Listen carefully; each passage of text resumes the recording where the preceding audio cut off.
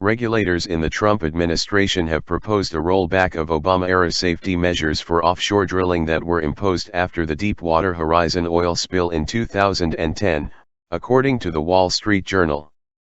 Scaling back the measures lowers the costs and regulatory burdens on oil companies, the journal reports.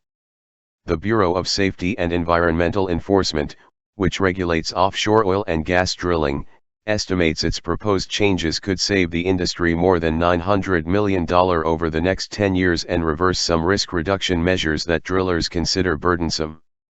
Bureau of Safety and Environmental Enforcement Director Scott Engel previously said the Obama administration's response to Deepwater Horizon didn't take into account lessons learned in the industry by the immense financial burden the spill placed on BP and was too broad. It was obvious to me that back then there was a conclusion that it was a systemic problem, and yet I don't believe there was evidence at the time that it was a systemic problem, he said, according to the journal. Many regulations will be loosened, and for regulations that remain, the wording will be changed to allow for less government interpretation of the law and more leeway to apply the regulations ad hoc.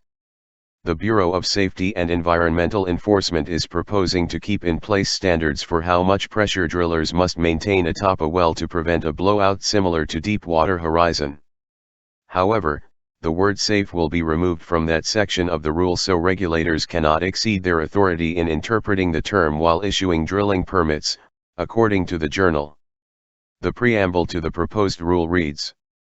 based on BSEE experience during the implementation of the original well control rule, BSEE has concluded that the term safe creates ambiguity in that it could be read to suggest that additional unspecified standards, beyond those expressly stated, may be imposed in the approval of proposed drilling margins.